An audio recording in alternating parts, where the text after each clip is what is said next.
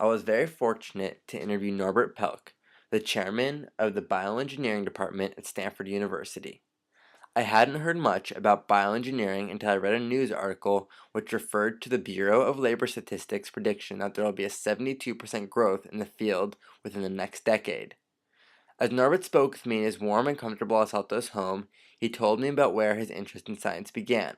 He grew up in Argentina and moved to Milwaukee, Wisconsin when he was in 5th grade.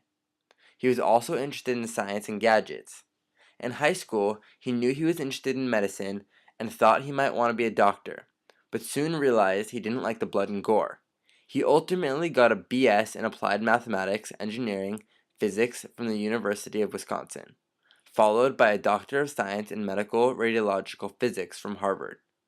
His career focus since then has always been on the physics, engineering, and mathematics of medical imaging. The first CT scanner came out in 1972, and that is what persuaded Norbert to seek out his graduate work in this area.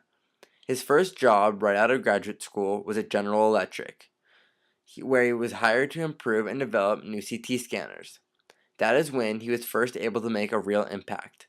Norbert told me a story about how when he was just 25, he was asked to solve a problem on the manufacturing floor.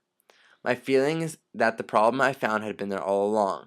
I looked for the problem, figured out what it was, and figured out a way to correct it. And within a couple of weeks, I'd implemented this in the software, and the problem went away, and I was a hero. It was a great thing. In 1989, he was ready for new opportunities and challenges, and tired of the cold weather. So he came to the Department of Radiology at Stanford. Stanford gave him the opportunity to focus on fundamental questions about technology that may not have had any application soon, to try new ideas that were more off the wall.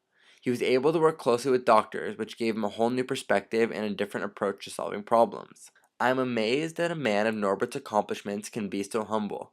Norbert has 85 patents to his name and was recently elected to the National Academy of Engineering, one of the highest honors in science. Norbert's passion for teaching connects perfectly with his goals as chairman of bioengineering.